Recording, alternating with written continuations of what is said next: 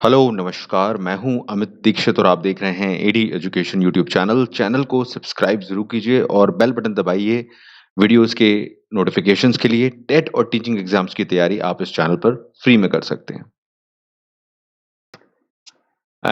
आज के इस लेक्चर में हम समावेशी शिक्षा के उद्देश्यों को जानेंगे और समावेशी शिक्षा का कुछ इंट्रोडक्शन भी लेंगे। So objectives of inclusive education we will cover in this video. Okay, let's go for it.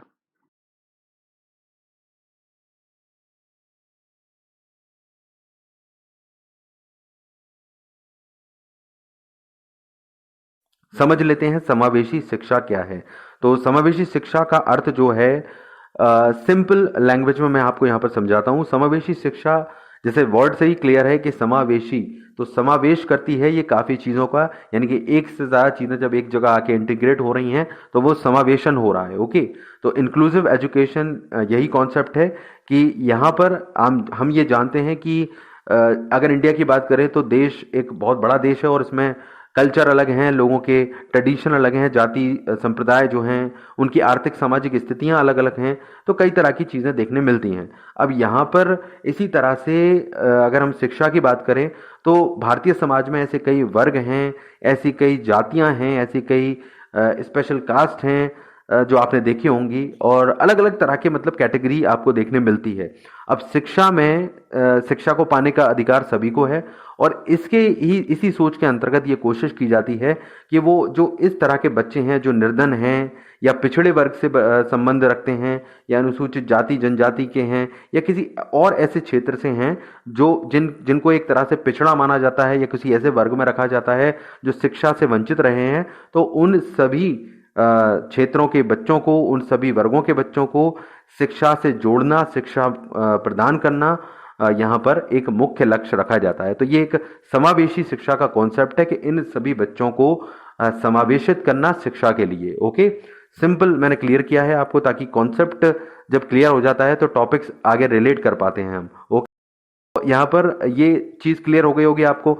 अब इम्पॉर्टेंट ये है कि जो यहाँ पर शिक्षा दी जाएगी वो इस बात का फोकस किया जाए कि सामान्य बच्चों के साथ हो और सामान्य स्कूलों में ये दी जाए, चाहे वो हम विकलांग बच्चों की बात कर रहे हैं या स्पेशल एजुकेशन स्पेशल जो चाइल्ड रहते हैं उनकी बात कर रहे हैं, सभी को यहाँ पर आम ट्रीटमेंट दिया जाए। ये एक मुख्य लक्ष्य इसके अंतर्गत रखा जाता है जो हम आगे पढ़ेंगे अभी। तो समावेशन का जो अर्थ मैंने आपको बता दिया कि ये केवल एक कहना चाहिए एक पैटर्न नहीं है, ये एक सोच है, मतलब कि एक अपने आप में एक छोटा अर्थ नहीं है इसका, ये अपने आप में एक बड़ी सोच रखता है कि ऐसे जो बच्चे हैं जो स्पेशली किसी अलग क्षेत्र से बिलोंग करते हैं, किसी अलग वर्ग से हैं, या विकलांग बच्चे हैं, खासकर जो स्पेशल चाइल्ड जिन्हें हम बोलते हैं, उन लोगों को भी उतना ही अधिकार हो, जो विकलांग बच्चे हैं उन लोगों को भी उतना ही अधिकार हो जितना कि सामान्य बच्चों को होता है, और उनको सामान्य बच्चों के साथ ही ट्रीटमेंट दिया जाए और उनको उतनी सामान्य होने की फीलिंग कराई जाए। ओके, तो ये एक इम्पॉर्टेंट सोच लेकर हम चलते हैं समावेशी शिक्षा के अंतर्गत। हम यहाँ पर जानेंगे अब कुछ उद्देश्य, तो उद्देश्यों को क्लियर कर लेते हैं यहाँ पर। ओके, तो उद्देश्य हमें ये दर्शाते हैं, सबसे पहला पॉइंट ले लेते हैं इसमें, असमर्थ बालकों को सामाजिक और सांस्कृतिक रूप से जुड़कर विकास की मुख्य धारा में लाना। तो इट मीन्स कि जो भी मैंने आपको बताया था कि जो भी ऐसे बालक हैं, ऐसे बच्चे हैं जो इस तरह से असमर्थ हैं, मतलब शिक्षा से जुड़े हुए नहीं हैं और कहीं ना कहीं पीछे रह गए हैं एक तरह से, तो उनको शिक्षा के जरिए शिक्षा जो मिलेगी, और शिक्षा और उनको जो सम्मान और जो हम दे रहे हैं, उनको आइडेंटिटी दे रहे हैं कि आप नॉर्मल हैं, कोई प्रॉब्लम नहीं है, तो उससे उनका जो सामाजिक जुड़ाव है, सांस्कृतिक जुड़ाव है, वो होगा। क्योंकि ऐसे देखा होगा जो खासकर ऐसे बच्चे आते हैं थोड़े डरे सहमे हो जाते हैं कि हम कहीं अलग तो नहीं हुए, सामान्य बच्चों से थोड़ा घबराते हैं, विशेष जनजाति के हों तो उनको बिल्कुल कल्चर समझ में नहीं आता।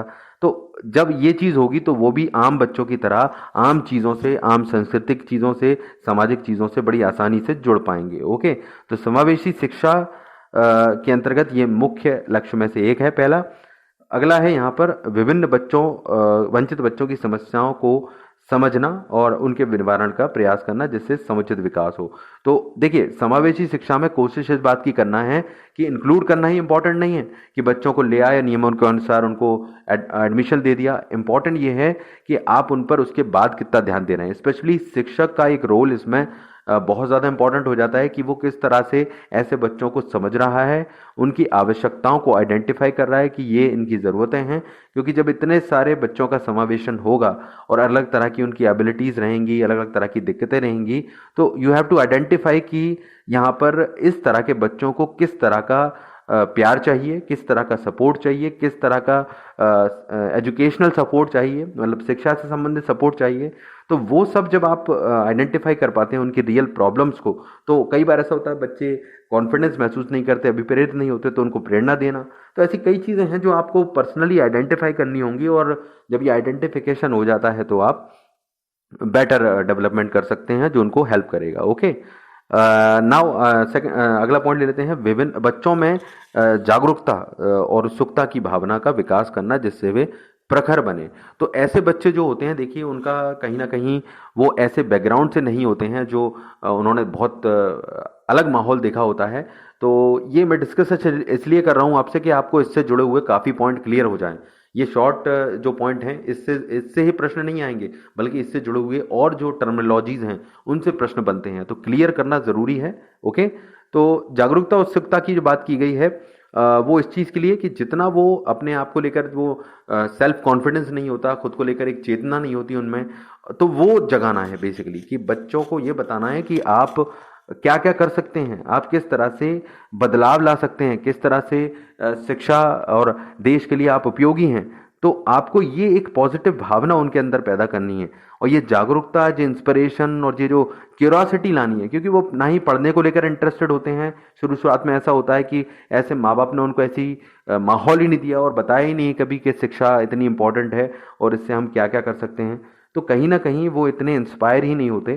तो उनमें वो एक क्यूरियोसिटी जो एक आम बच्चे में होती है सीखने की, कुछ करने की, वो जागृत करना ज़रूरी है। ओके, तो कंटेक्स्ट समझिए, डिटेल इसलिए दे रहा हूँ ताकि और अदर क्वेश्चंस भी आप कवर कर पाएँ। ओके, सो यही बात लिखी गई है कि कुछ ऐसी भावना जो कि वो ये समझा सके कि देश के प्रति या देश को आगे ले जाने में आप कैसे योगदान दे सकते हो और आप कितने ज़्यादा महत्वपूर्ण हैं देश के लिए। तो ये उनमें एक भावना पैदा करना बहुत ज़रूरी है, तो काफ़ी हेल्प होगी। ओके, अगले कुछ पॉइंट दिया गया है, लोकतांत्रिक मूल्यों को बढ़ावा देना, उनमें ऐसी चीज़ों को जैसे बताना कि किस तरह से सभी को अधिकार है, तो आपका भी अधिकार है। लोकतंत्र में सबको शिक्षा का, अपनी बात कहने का और तरह तरह के अधिकार दिए गए हैं, आप सभी को भी वो अधिकार है और इस अधिकार का लाभ लीजिए और देश के विकास में आगे बढ़ाइए। मतलब लोकतंत्र को समझाना बेसिकली।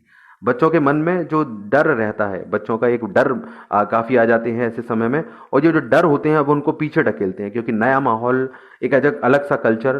तो जो डर नहीं होना चाहिए, चाहे वो किसी भी धर्म, जाति या निर्धन हो या कोई भी स्थिति हो, खुले मन से वो शिक्षा प्राप्त करेंगे।